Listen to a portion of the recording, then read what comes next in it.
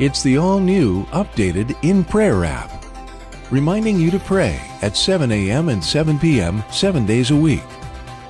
Prayer requests and stories, the daily devotional, all the latest videos, and social media integration through Facebook and Twitter, plus many more features. Now available free for iPhone, iPad, and Android.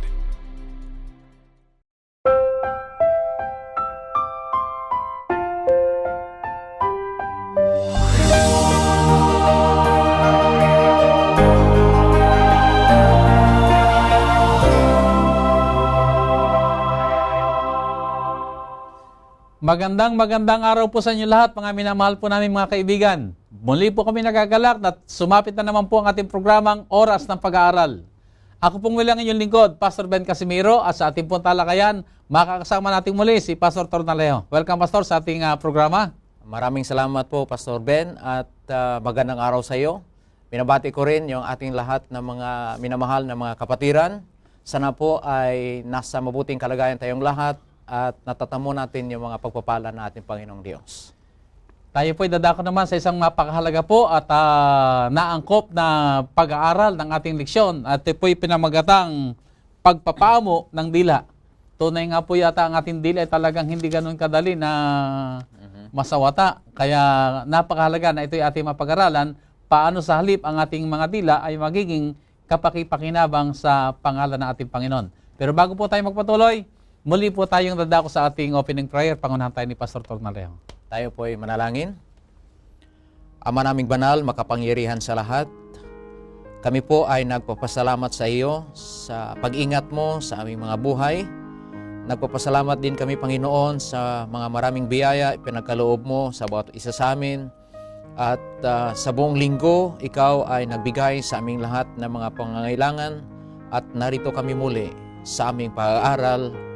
Bigyan mo po kami ng sapat na kaalaman, ang gabay ng banal na Espiritu, sana po ay masamin upang maunawaan namin mabuti ang mga bagay na dapat namin malaman at maisabuhay itong lahat upang kami ay magiging tunay na mananampalataya. Salamat, Panginoon, sa pagtugon mo sa aming mga kahilingan. Ito ay amin dinadalangin sa matamis na pangalan ni Jesus. Amen. Amen. Maraming salamat, Pastor. At ngayon po, dadako na po tayo, mga minamahal namin mga taga-subaybay.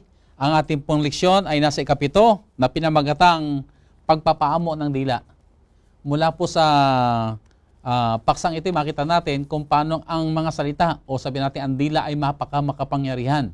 Bagamat sabihin natin ito'y maliit lamang, pero sa pamamagitan natin ng dila o ng ating mga salita ay maaaring mayroong mapahamak o sa pamamagitan din ng ating dila ay mayroong maaaring maakay na sila'y lalong maging malapit sa ating Panginoon at magtamo ng kasiglahan. So, Pastor, paano mo nakita na itong leksyong ito ay napakahalaga na ating mapag-aralan? Maraming salamat, Pastor Ben. Natuto nga, yung salita ay isang malaking bahagi ng ating pamumuhay Kristiyano. At sa pamamagitan ng salita, ito ay makabigay ng kaginhawaan, ito ay makabigay ng masasabi natin na assurance or encouragement, ito ay makabigay din ng lesson or ito din ay makabigay ng buhay. Kagaya ng sinasabi dito sa ating leksyon ngayon na dapat ipaamo natin yung ating dila. Sapagkat ang dila, kahit na isang maliit na bahagi ng katawan, ito ay magiging kadahilanan ng isang malaking pinsala or ito din ay magiging dahilan ng biyaya sa ating pakikitungo sa ating kapwa. Okay, so nakita po natin mga kaibigan kung paano itong ating pinag-aaralan ay maaaring makagawa ng napakalaking perwisyo. Pwede rin makagawa ng napakagandang karansan sa buhay ng isang tao makapakikinig ng mga salita. So dahil dito ay si Santiago ay nagbigay ng kanyang mahalagang punto na kanyang tinutukoy ang tungkol sa pananagutan. Mm-hmm. So, ang paggamit natin ng ating dila o ng ating mga salita ay may malaking kapananagutan. Ano ba itong kapananagutan nito? Tayo na mga nangangaral, ang mga guro, ang iba't ibang mga tao na may malaking pananagutan tungkol sa kanilang pananalita ay dapat na bantayan natin ito.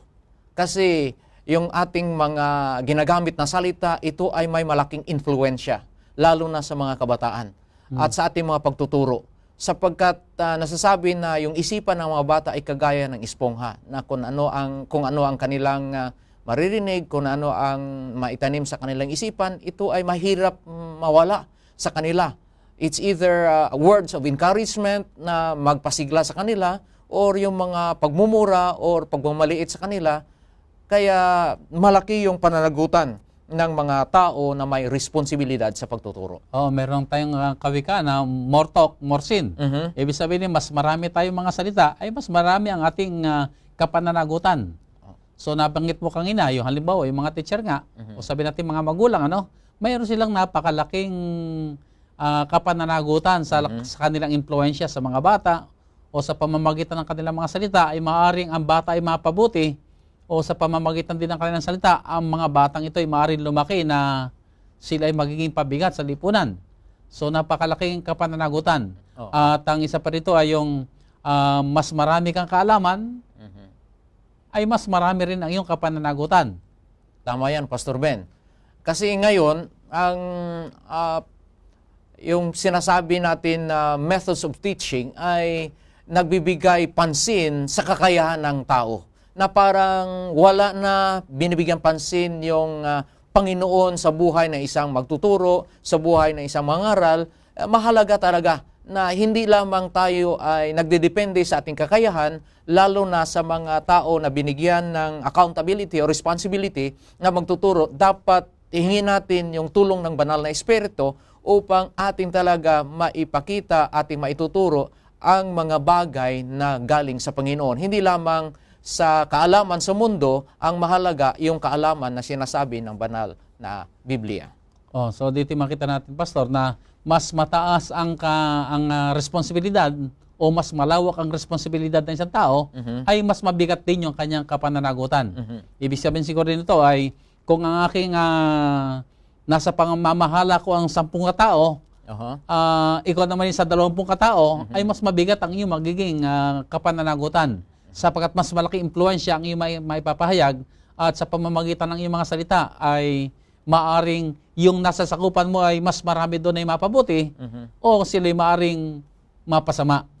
Ayan, Pastor Ben, ang responsibilidad, lalo na yung mga magulang, malaki at mabigat yung ating responsibilidad, lalo na sa ating pagtuturo sa ating mga kabataan, sa ating mga bata.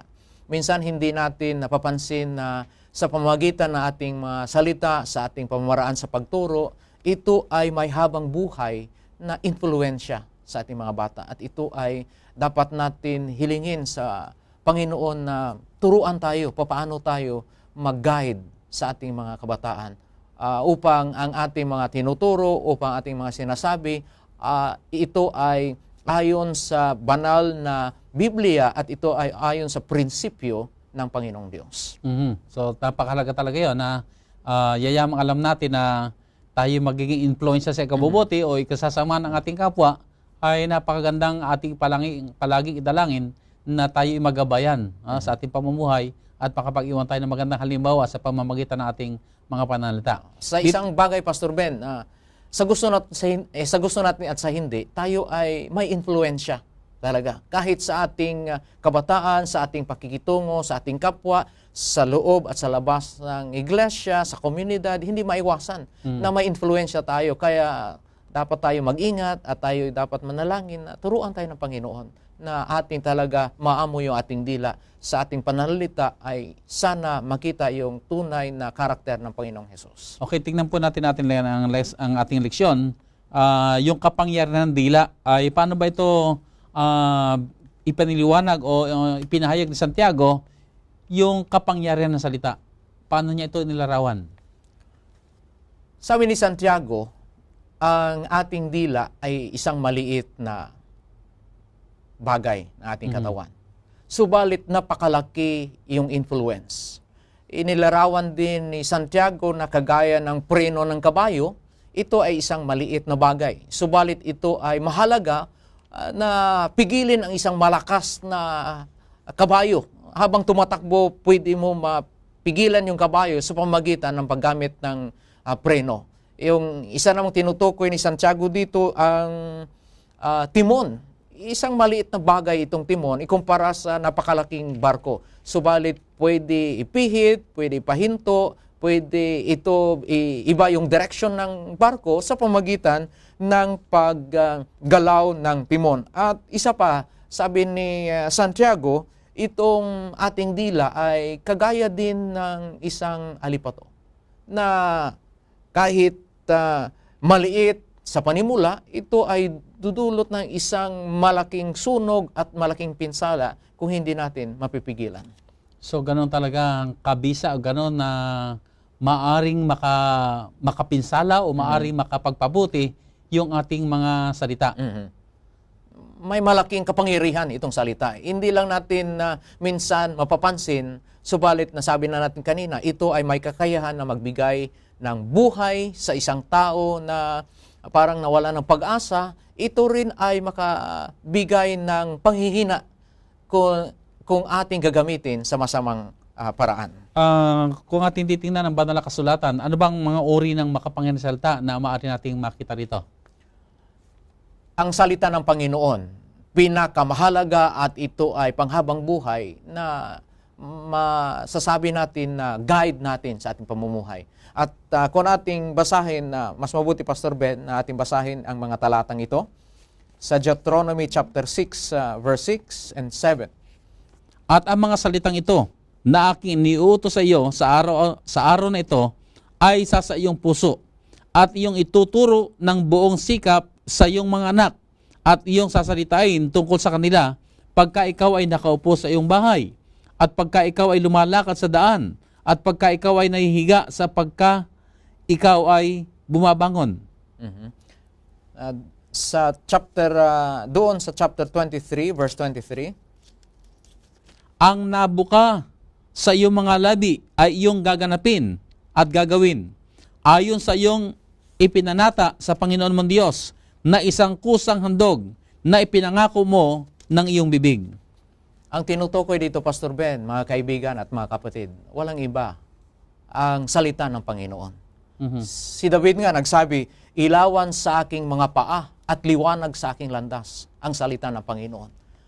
Sinasabi dito na ang salita ng Panginoon, ito ang uri ng salita na makabigay sa atin ng pag-asa, makabigay ng buhay at maging liwanag sa ating landas upang tayo ay maglakad ng matuwid sa kanyang mga daan. So, ang salita ng Diyos ay makapangyarihan na maaari rin natin gamitin. Pag sinabing makapangyarihan, ay di sa oras na ating pangangailangan, maaari natin gamitin ang salita ng Diyos ayon sa magiging sitwasyon natin o ayon sa pangangailangan natin. Tama, Pastor Ben. So, halimbawa, tayo ay natatakot, ay di gamitin natin salita ng Diyos na nagsasabing, huwag ka matakot. Kung tayo naman ay nasa kabagabagan o marahil naakit sa tukso, ay di gamitin natin salita ng Diyos dahil ito'y makapangyarihan, maaring magtagumpay tayo sa mga pagsubok natin dinadaanan kung gagamitin natin ang salita ng Diyos. May kapangyarihan din ito sa pagturo sa bawat isa sa atin.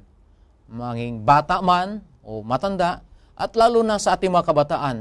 Sa ating leksyon, tinatalakay dito, Pastor Ben, mga kaibigan at mga kapatiran, na habang ang mga bata ay maliit pa, malaki pa ang influensya na maibigay natin sa kanila upang sila ay matuwid ang kanilang landas. Kung sakali man sila ay naligaw. Subalit habang sila ay lumalaki at hindi natin ginagamit ang salita ng Panginoon na magiging guide sa kanila, samantalang lumalaki sila at tumatanda, mahirap na ito na sila ay matuwid. So, ating alalahanin, ating bigyan pansin yung payo ni Santiago na yung salita ng Panginoon ay dapat maging gabay natin sa ating pamumuhay, lalo na sa ating mga kabataan. Dito sa ating lesson ay binabanggit na yayamang alam natin ang salita ng Diyos ay makapangyarihan, ay binigyan isang halimbawa na kung halimbawa ikaw may hawak na dinamita sa iyong kamay, paano mo ito hawakan o paano mo ito gagamitin?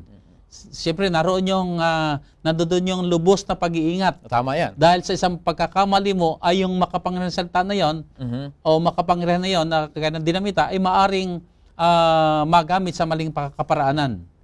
Gayun din naman ang salita ng Diyos ay alam natin ito salita ng Diyos, makapangyarihan, sa tamang paggamit ito ay maaaring maakay ang tao palapit sa Diyos, o sa pamamagitan din ng salitang ito ay maaring may mga ma-discourage o maakay na sabihin nating matisod.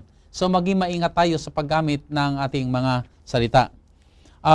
Ang dila ay tinutukoy ni Santiago na maliit na bagay. Subalit ito yung nagsasalita ng mga dakilang mga bagay. So ano bang kahulugan nito? Mabuti po, basahin natin Pastor Ben sa Santiago, Kapitulo 3, 3 hanggang 5. Dito ay inilarawan ni Santiago yung kakayahan ng dila. Kung anong magawa ng isang maliit na bagay. Okay, ganito wika.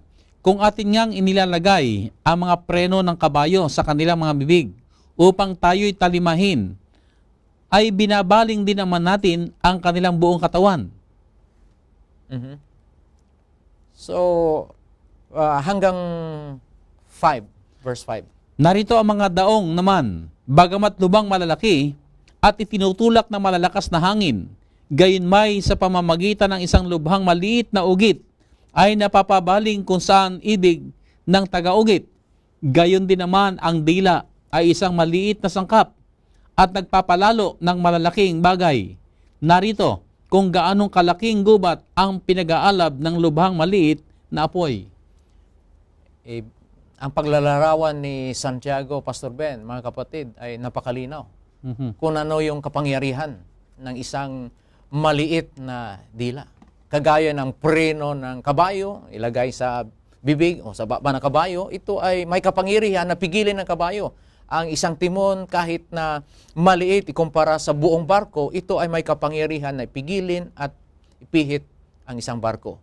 Gayon pa man, ang dila, isang maliit na bagay, subalit may malaking kapangyarihan, pinsala o maging biyaya. Dito, sinasabi sa atin na ang mga sagot, a soft answer turneth away wrath, but a grievous words stir up anger.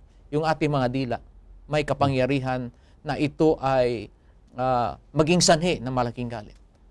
Mga kapatid, mga kaibigan, napakahalaga na bigyan natin pansin yung payo ni Santiago at ni Solomon upang tayo ay makaiwas sa malaking pinsala. Kagaya ng nilalarawan ni Santiago na ang maliit na alipato ay maging sanhi ng isang malaking sunog. Ganyan ang pinsala ng dila pag hindi natin ito nakontrol sa pamagitan ng tulong ng banal na Espiritu. So, bagamat maliit, pero talagang kagaya nga ng ang pinakapaksa natin at tinatalakay yung titulo ay talagang paano mapaamo ang dila. Kasi talagang pagka nangyayari talaga kuminsan yung nauunang salita bago natin maisip, ay at saka natin maisip, mali pala na sabi natin, ay huli na lahat. Ang damage sa inagawa na at hindi na basta mabawi. Tama at yung salitang yun, halimbawa, yung bata ay nasabihan ng bobo ka talaga, ay talaga napakahirap mo na bawiin yun kahit ka mag-sorry ka. Ano? So, nandun talaga yung mahigpit na pagpapayo sa atin na maging mabagal sa pananalita. Isipin mo na bago sabihin, sapagkat kung tayo maging pabaya sa pagbibitaw ng mga salita, ay maaring ang may mga tao mapapahamak o sa pamamagitan natin salita naman ay talagang sabi natin baka may mga kaluluwang mawaglit sa kaharian ng Diyos. Totoo yan, Pastor Ben. Lalo na kung tayo ay galit, marami tayong mabibitawan na salita na pinagsisihan natin. Sa bandang huli, tayo ay magsisi, magsabi, bakit ko na bitawan ang ganyan na mga salita? Subalit, yan ay dala ng bugso ng ating damdamin. At mahalaga na kahit man tayo ay magagalit, dapat natin talaga bantayan na yung ating mga salita ay hindi makasugat ng damdamin, ito ay hindi makapatay ng mga pangarap na isang tao. Sa kasaysayan ng Panginoong Hesus, ito ay nangyari. Isang beses pumunta sila sa isang village sa Samaria at sila ay tinakwil. Galit na galit yung mga alagad ng Panginoong Hesus at sabi nila kay Panginoong Hesus, bakit hindi natin tawagin na ang apoy ay kakain o buhusan sila ng apoy? Walang kwenta mga taong ito. Galit na galit yung mga alagad ng Panginoong Hesus. Subalit ang sabi ng Panginoong Hesus, mas mabuti na lilipat na lang tayo sa ibang village. Mhm. Hindi sinunod ng Panginoong Hesus yung suggestion ng kanyang mga alagad sa kanilang galit na parusahan itong village na ito. So, dapat natin pansinin na yung attitude ng Panginoong sa isang modelo, example of meekness. So, ibig sabihin siguro nito, kung sa ating kapanahon ngayon, kung may makita pa yung tao na sabi natin mga nagagalit, ay sa halip na tayo umayon pa, ay tulungan na lang natin sila na ma-divert yung kanilang isipan mula doon sa pagkagalit patungo sa ibang mga bagay. Totoo yan. Halimbawa naman, ay may mga nagkakatipon-tipon. Alam mo, kung minsan ay may mga grupo-grupo mga nagkukwentuhan, ay pagka tayo napalapit sa isang grupo at nagkukwentuhan ng hindi maganda, ay sa halip na tayo durugtog pa o magdadagdag pa, ay ang napakabuti siguro nito ay ibaling na lamang natin ang pag-usap mula doon sa pinag-uusapang hindi maganda patungo sa mga bagay na sabi nating kaaya-aya sa harapan ng ating Panginoon. Ito yung isang mga pamamaraan na binabanggit dito sa ating leksyon, yung pag-control sa nasira, yung damage control. Okay. Paano natin maiiwasan pa yung mga nagawang mga pinsala o mga salitang nabitiwang sabi natin nakasugat o nakasira. Ano yung pwede pa natin magawa para mabigyan ng lunas yung mga ganitong karanasan? Dito, Pastor Ben, tinatalakay ng ating lesson na may mga bagay, lalo na yung salita na pag ating mabitawan, hindi na natin pwede mababawi. Kahit pag-sorry tayo, naroroon na ang Yung consequence. Hindi na natin mababawi yung consequence, yung resulta.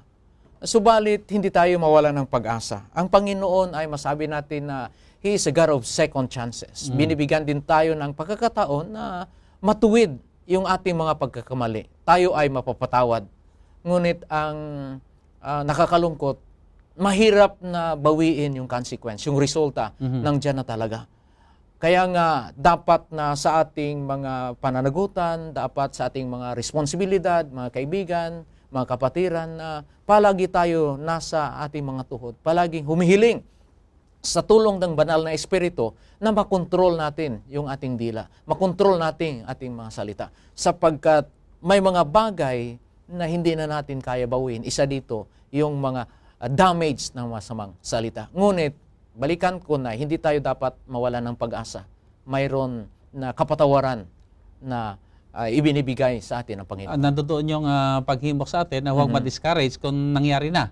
Kasi nga, yung mga salita na hindi dapat sabihin, kung nabitiwan na, ay wala na tayong magagawa. Talagang once na ito'y sinalita mo, ay maari nang pumatay o makasakit ng isang tao.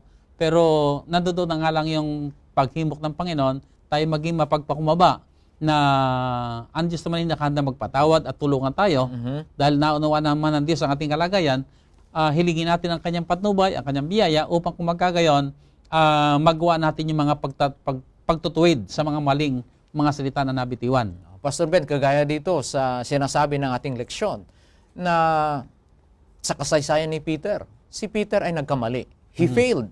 At sabi pa dito, siya ay umiyak. He wept bitterly sapagkat malaking pinsala ang kanyang nagawa sa Panginoon. He denied his master, his Lord 3 times. Subalit, si Peter ay nagmatagumpay sa huli sapagkat nagsisi siya. Ang ating ipanalangin sa Panginoon na ang binibigay na chances ng Panginoon sa atin na hindi na tayo maulit-ulit natin yung ating kamalian sa paggamit sa salita sa maling paraan. At kagaya nga po ng binanggit sa ating leksyon na nabanggit namin kanina, ang mga salita ng tao, o sabi natin salita ng Diyos, pati ang salita natin, makapangyarihan, ay kagaya ito ng dinamita na alam natin na maaring sumabog at makapinsala ng ating kapwa. Kaya ganun na lamang pamanig sa atin na tayo po mga kaibigan ay maging dobling pagbabantay na hindi tayo basta-basta na lamang makapagbitaw ng salita.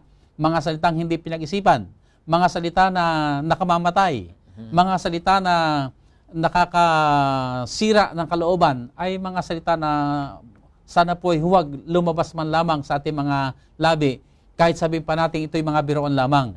Kaya kahit sa mga biroan ay maging maingat tayo.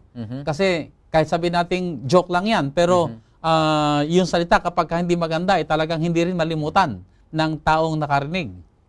Totoo yan, Pastor Ben, kasi sabi pa nga nila, yung mga nababasag na plastic, yung mga napuputol na iron, may mga welding shop yan. May mga glue na pwede natin gamitin para ikumpuni yung mga nasira. Subalit pag damdamin na yung nasira, Pastor Ben, mahirap yan. Maibalik sa kanyang original na kalagayan. Kaya nga, sinasabi dito ni Santiago, siguro mas mabuti basahin natin, Pastor Ben, sa nasulat sa Santiago, Kapitulo 3, versikulo 8. Ganito ang wika. Datapwat ang dila ay hindi napapaamo ng sinumang tao. Isang masamang hindi nagpapahinga na puno ng lasong nakamamatay.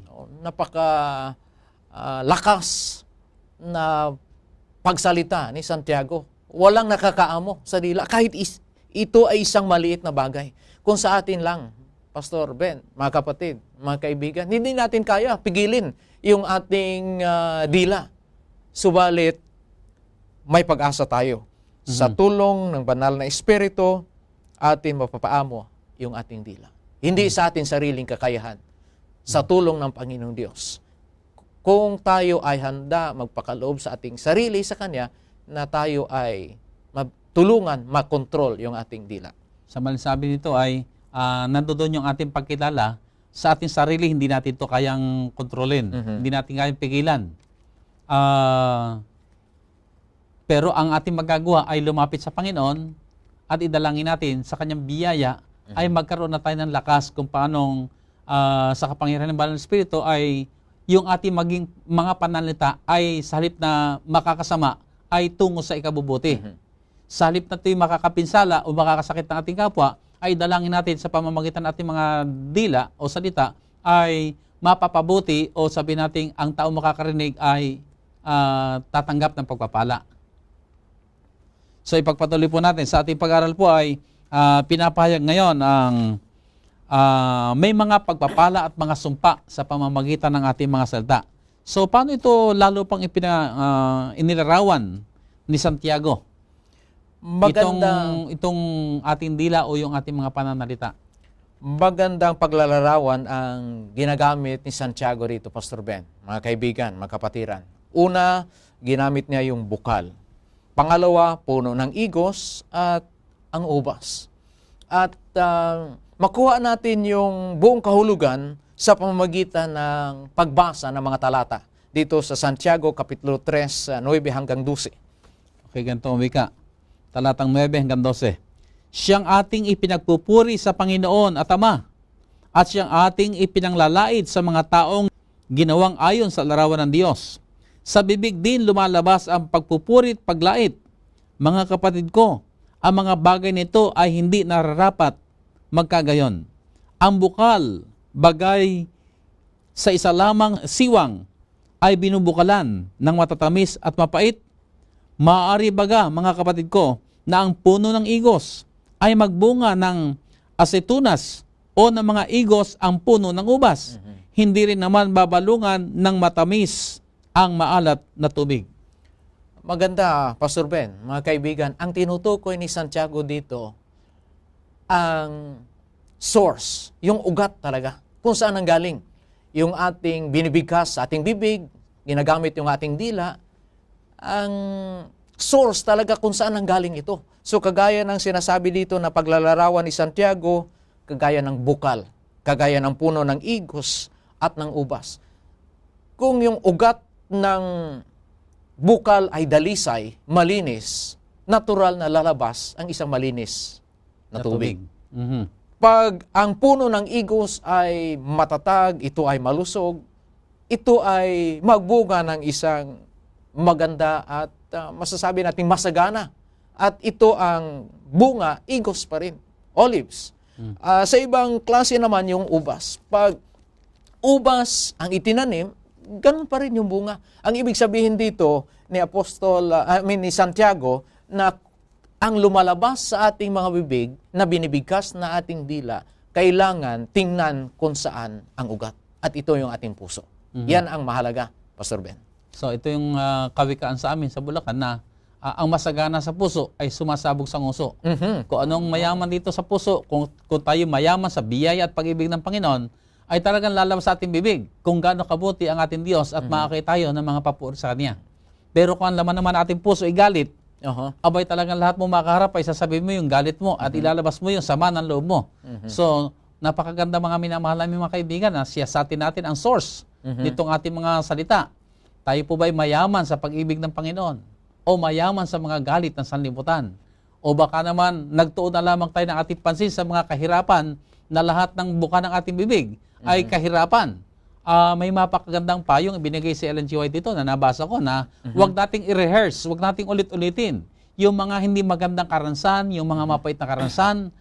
Hindi ito ang ating gawain. Manakapay, tayo maging mapagpasalamat na alam natin all things work together sa lahat ng mga nagmamahal sa Diyos. Kung ano man ang dinaanan nating karansan ay kilalanin natin. Ang Diyos ay nariyan at hindi niya tayo pababayaan. So sa halip na lumabas sa ating bibig ang kawalan ng pag-asa o yung mga sama ng loob at yung mga hinanakit, ay bakit hindi bagkus ay hayaan natin si Kristong maghari sa ating puso at ang kanyang pag-ibig ang siyang lumabas sa ating mga labi. At ang makakarinig sa atin ay tunay na mabiyayaan. At sa ganung kaparaanan ay mas marami pa mga tao ang maakay mula sa kawalan ng pag-asa patungo sa pag-asa at pagpupuri sa ating Panginoon. Maraming salamat, Pastor Ben. Binabanggit din dito na ang ating dila, ang ating bibig ay magiging kadahilanan ng biyaya at sumpa. At ito ay mahalaga na ating bigyan pansin kung papaano natin pinapakain o pinifeed ito. Yung ating mind, yung ating puso. Sapagkat pinapaalala sa atin, pinapayuhan tayo ni Santiago na yung binibigkas natin sa araw ng Sabat, o sa oras ng pagpupulong, oras ng pagsamba, ay masasabi natin ito ay maganda. Ngunit sa ibang araw ng linggo, paano yung ating mga salita? Ito ba rin na bibig na nagbigkas ng mga salita ng Panginoon sa araw ng Sabat? Ito ba rin sa panahon ng ibang araw, sa linggo? Ano yung ating pinapanood na palabas? May mga pagmumura, may ano-anong mga ginagamit na mga salita na hindi karapat-dapat sa isang mananampalataya. Tayo ay pinapayuhan na ingatan din natin yung ating pinapanood sapagkat ito ay makaapekto sa bukal ng ating buhay. Kung saan ang ugat sa ating puso. Isa pa na mahalagang bagay dito, Pastor Ben, yung mga paggamit nating na mga off-color jokes, mga marumi na biro. Minsan tayo ay matatawa sa mga conversation, lalo na pag nagagamit ng mga green jokes na sinasabi natin. So, balit ito ay isang bagay na hindi karapat-dapat sa isang mananampalataya. So, dito nga binabanggit yung blessing and cursing. Sa pamamagitan ng ating mga salita ay maaring pagpalain ng mga tao na nakikinig sa atin at maluwalhati ang Diyos. Pero sa pamamagitan din ng ating salita ay maaring sumpa ang dumating sa tao at ito ay hindi nakakalugod sa harapan ng ating Panginoon. So, dito ipinapakita sa atin ng ating Panginoon, ng ating pag-aaral, ang kahalagahan na tayo maging mapagbantay, maging maingat sa paggamit natin ng ating mga salita. At marahil ay nandoon yung sabi nga, bantayan natin ang ating mga puso. Siyasatin natin sa tuwi na, tayo ba'y nakakapit sa ating Panginoon? Tayo ba'y lumalakad kasama ng Panginoon? Kasi kung ang Panginoon ang ating kasama sa araw-araw, ay makakaasa tayo na ang ating mga labi ay magpapahayag na mga papuri at pasasalamat sa Kanya. Balikan natin, Pastor Ben, ang atin na banggit kanina na mga consequences ng mga masamang influensya, mga binitawan na salita na hindi maganda, at mga example kagaya ng nagawa ni Moses, nagawa ni David, at iba pa mga alagad ng Panginoong Diyos. Sa kasaysayan ni Moises, Pastor Ben, mga kapatid, nang pinatay niya ang isang Ehipsyo, siya ay tumakas. At doon siya sa wilderness, he spent 40 years na kalimutan ang kanyang pinag-aralan in 40 years doon sa Egypt. Si David naman ay kahit na gumawa ng isang malaking kasalanan, malaking pinsala ang idunulot hindi lamang sa kanyang pamilya, kundi sa buong kaharian ng Israel, ay binigyan din ng Panginoon ng pagkakataon na magsisi at mapatawad. Ito ang kagandahan, Pastor Ben. Mga kaibigan, mga kapatid, sa ating mga pamumuhay, sa ating karanasan na bilang isang Kristiyano ay may maraming beses din tayo natisod. We fail many times. Subalit ang Panginoon ay handa pa rin magbigay sa atin ng time to repent and change our ways. Yan ang isang magandang punto din dito. So, yung mga nabanggit mo, Pastor, ay pinapahayag mo na mapagkamisan sa pamamagitan ng ating mga maling gamit na salita, ay we will suffer the consequence. Di ba? Totoo yan. Maaring tayo maghirap, maaring tayo mapahamak, o sabi natin na dahil sa ating mga maling mga pananalita o sabi natin ng mga akusasyon ay nakasuhan tayo, nademanda tayo marahil, sabi na natin naroon pa tayo nagkamali, talagang we will suffer the consequence. Pero ang sinasabi sa atin ng leksyon, kung tayo naman ay magkamali, ay huwag tayong mawawalan ng pag-asa sapagkat nakahandang tumulong ang Panginoon. At ang kanyang nais ay isaayos natin, ituwid natin ang ating mga panalita. Kung kinakailangan tayo magpakumbaba sa harapan ng tao, gawin natin kung anong kinakailangan, ipahayag natin na tayo ay tunay na napipighati sa kadahilanan ng bunga ng ating mga mali mga gawi. At ipakita din natin yung hangaring tayo ay makapag manumbalik sa Panginoon. Tama. At hangarin natin na tayo palagi ang magabayan sa ating pamumuhay, lalo tigit sa paggamit natin ng ating mga pananalita. So, Pastor, ano pang yung maaaring idagdag sa ating leksyon? May isang magandang punto na gusto kong i-share dito, Pastor Ben. Ang sabi ni Salmista David, ay iniingatan ko ang iyong salita sa aking mga puso upang huwag akong magkasala laban sa iyo. Ito yung prayer ni David.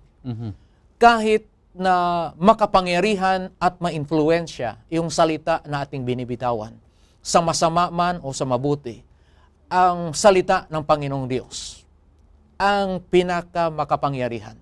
At ang panangga natin laban sa ating dila na mahirap maamo ay ang salita ng Panginoon. Hilingin natin yung kapangyarihan ng banal na Espiritu at pag-aralan natin ang salita ng Panginoon sapagkat ito ay mas may kapangyarihan na magbigay ng kaibahan sa ating mga pananalita. Mga kaibigan at mga kapatiran, isang mahalaga na payo ang sinasabi ni Santiago na isang napakaliit na bahagi ng katawan ang dila. Subalit ito ay maaring kadahilanan ng malaking pinsala, ito rin ay magiging dahilan ng biyaya kung ito ang magamit natin sa tamang paraan. Okay, maraming salamat, Pastor. So, minamahal natin mga kaibigan, nakita po natin ang ating pag-aaral kung paano ang dila ay hindi basta ganun kadali na mapaamo. Subalit hindi naman walang pag-asa. Yayamang alam natin at mas maganda alam natin at hindi tayo basta mahulog sa pagkakamali ng mali mga paggamit ng salita. Dahil once na ating pinakawalan ng salita at ito'y mali, ay tayong lahat ay dadaan ng mga yung sabi nga, we will suffer the consequence ng ating mga sinabi. Dahil dito ay alam natin ang salita ay parang dinamita, ay mag-ingat po tayo sa paggamit ng mga pananalita natin. At naibigay na sa atin ni Pastor Tornalejo ang magagandang mga payo na ang katapat dito sa ating mga maling mga paggamit ng salita, bantayan natin ating mga puso. At itapat natin ang salita din ng Diyos na higit na makapangyarihan kaysa sa ating mga dila. At yayamang alam natin ang salita ng Diyos ang makapagtutuwid. Ang salita ng Diyos ang magbibigay sa atin ng pag-asa at kapangyarihan para magtagumpay. Lumapit tayo lagi sa Panginoon at hilingin natin sa Kanyang biyaya tayo magtagumpay sa pamamagitan o sa paraan ng ating mga pananalita. So dito po nakita natin na ang salita ay tunay na hangarin natin. Pag bumuka po ang ating mga labi, magpahayag tayo ng mga papuri sa Panginoon, mga salita na nagbibigay pag-asa, mga salita na umaakay sa ating Panginoon. So, Pastor, meron ka pang nais pang idagdag sa ating pag-aaral? So, dito nakita natin na kailangan tayong gumawa ng mga tamang pagpili.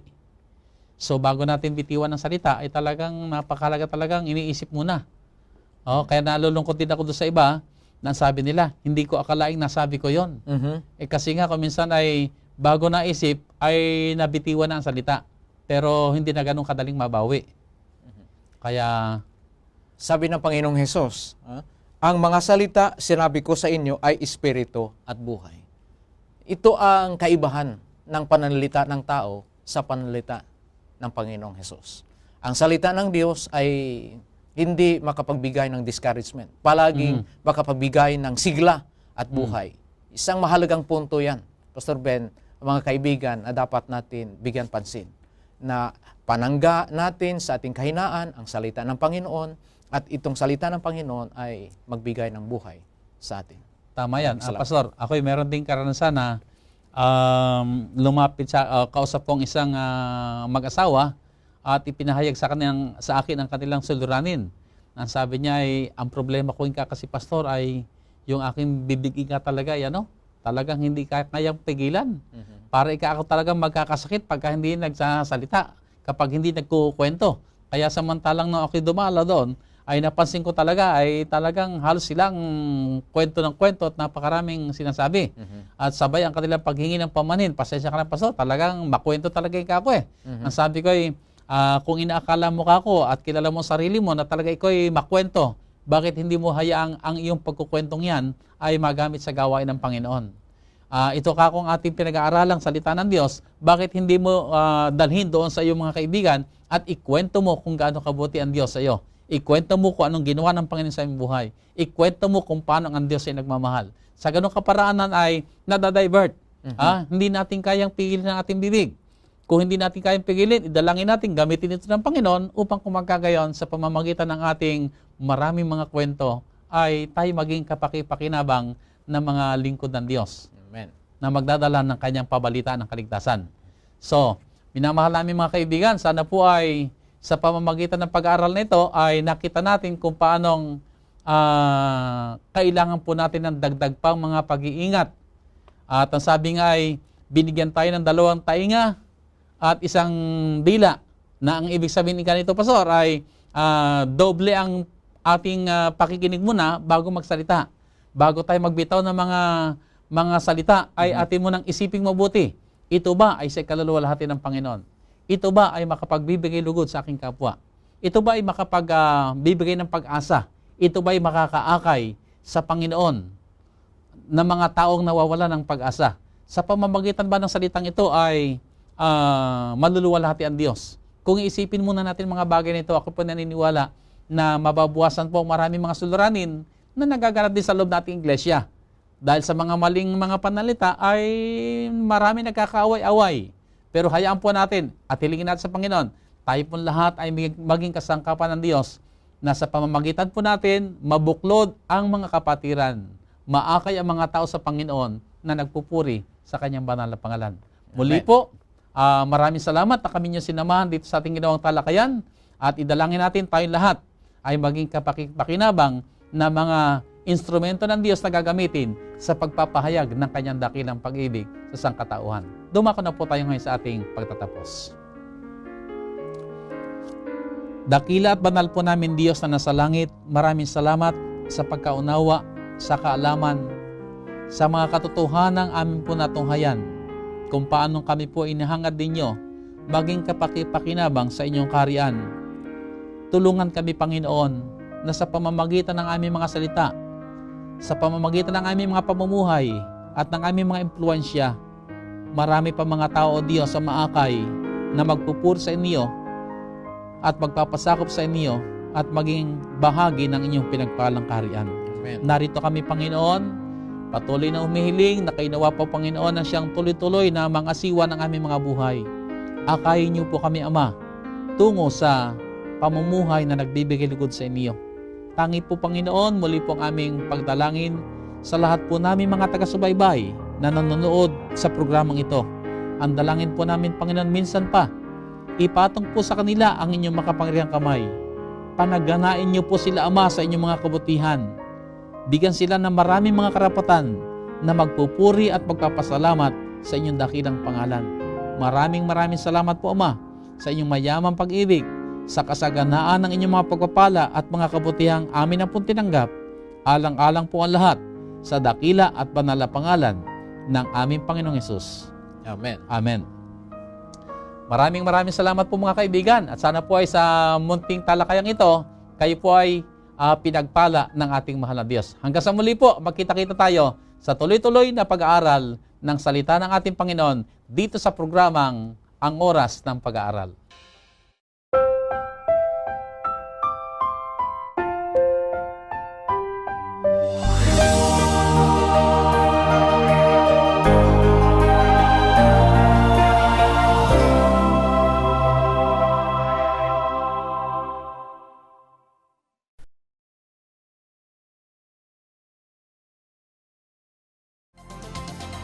Presenting the best news in the world. You're watching the Hope Channel. We are people, and we love to get connected. We connect as families because of birth. We connect as friends because we click. And we connect as communities because we care. Seventh-day Adventists are people who connect in communities called congregations, which in turn connect to form conferences, who connect together to form unions, divisions, and the General Conference. Why do we connect? It starts with a connection to the Creator, who invites us on a spiritual journey. When we journey together, we can help each other along the way. This journey is a journey of a lifetime. And as we learn and grow, life becomes filled with meaning and purpose. Our greatest joy is in helping others along the way. Wherever you are on your journey, we believe that we have something to offer that can make your life more whole. So the next time you see a Seventh-day Adventist, remember, you're not looking at someone who stands alone. They are connected to a world church that has 18 million members, gathered in 13 divisions, comprised of 122 unions, formed by 600 conferences, serving in 140,000 congregations in 208 countries, who worship in 924 languages, and they all want to connect with you. Every hour of every day, any family member can watch. Hope Channel is educational, inspirational, focusing on lifestyle and health, and offering programs to young and old alike that teach health, culture, positive values, and spirituality. Welcome to Hope Channel.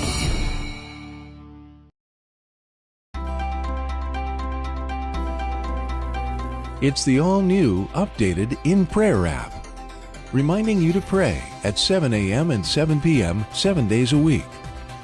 Prayer requests and stories, the daily devotional, all the latest videos, and social media integration through Facebook and Twitter, plus many more features.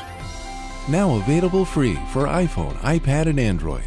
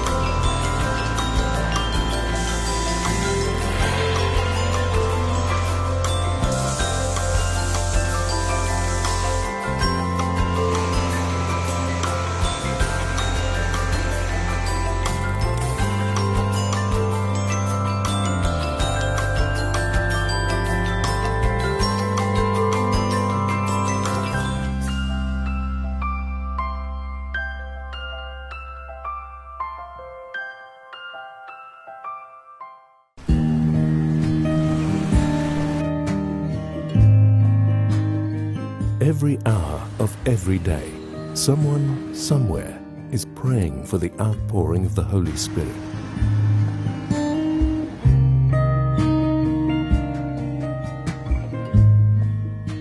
"777", praying at 7 a.m. and 7 p.m., 7 days a week.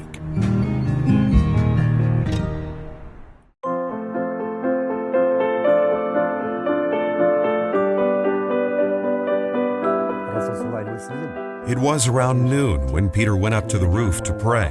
It was here that Peter had a vision about a large sheet containing a mix of unclean animals, representing God's affirmation of the diversity of peoples in the growing church. We had heard that Peter was staying at the house of Simon the tanner, and were instructed by Cornelius the centurion to go out and find him.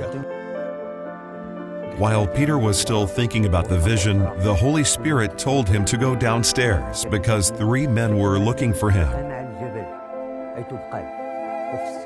Peter went down and told the men that he was the one they were looking for.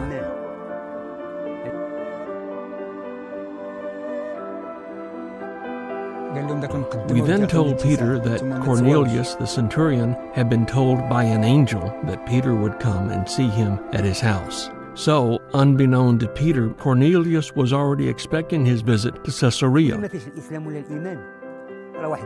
What happened here was quite unusual, just the fact that Peter entered the house. Remember that it was against the law for a Jew to associate with or visit a Gentile. Cornelius told Peter how 3 days earlier he had been praying in his house when an angel had appeared before him. Peter shared with Cornelius his new understanding that God does not show favoritism and is the Lord of all. This was a real turning point. From this point on, the gospel was also given among other people groups, and it all started out with prayer and fasting and a vision. I pray for my family to be safe. That we're thankful for what we have. I pray for the people who are sick will heal and feel better. I pray for my parents to be safe, and I pray for my brother, and that God gives us a blessing. Please pray at 7 in the morning and at 7 in the evening and 7 days a week.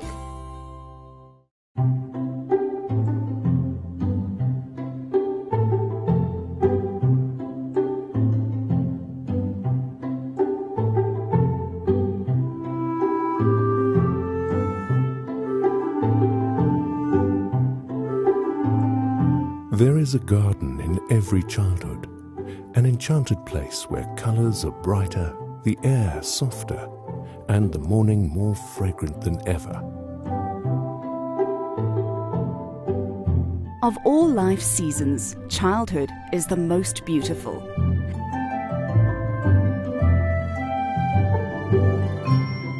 Children are the living messages we send to a time we will not see.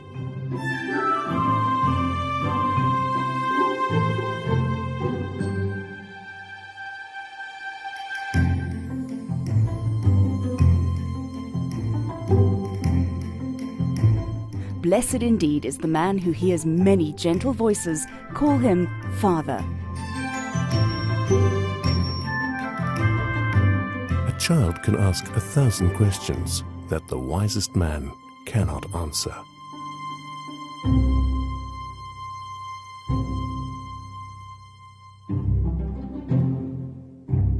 When I approach a child, I have 2 thoughts: affection for what he is today, and respect for what he can become.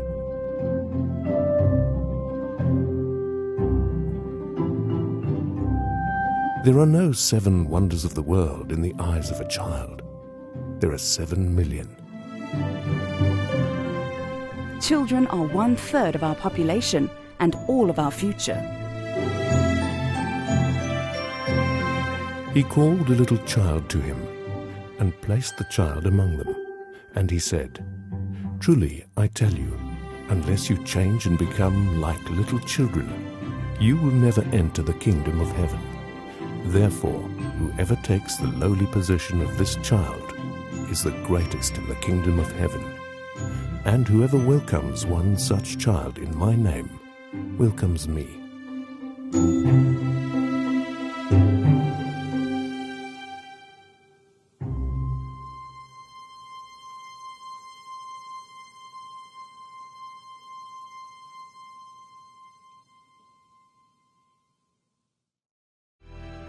Then Esther sent this reply to Mordecai.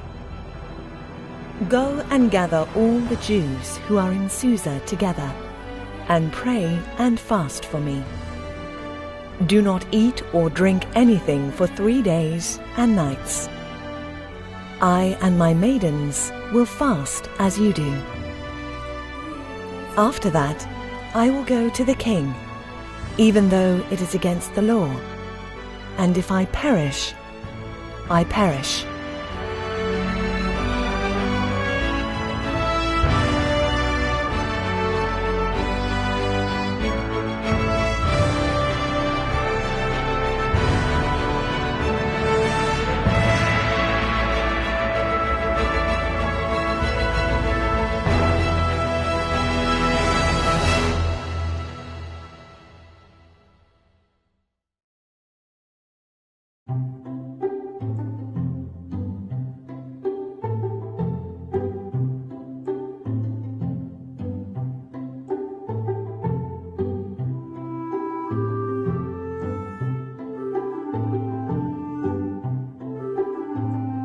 There is a garden in every childhood, an enchanted place where colors are brighter, the air softer, and the morning more fragrant than ever.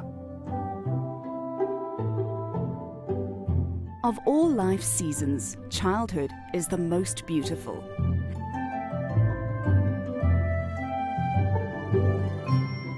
Children are the living messages we send to a time we will not see.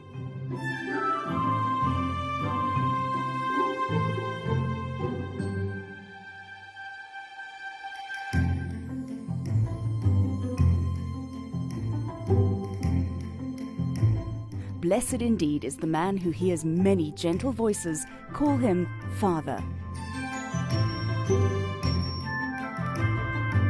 A child can ask 1,000 questions that the wisest man cannot answer.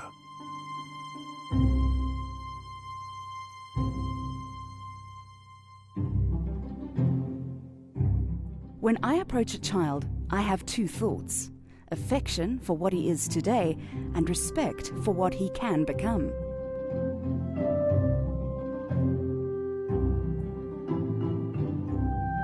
There are no 7 wonders of the world in the eyes of a child. There are 7 million. Children are 1/3 of our population and all of our future.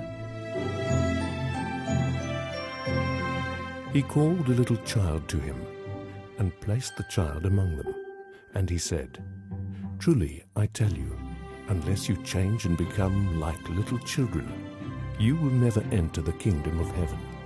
Therefore, whoever takes the lowly position of this child is the greatest in the kingdom of heaven. And whoever welcomes one such child in my name welcomes me."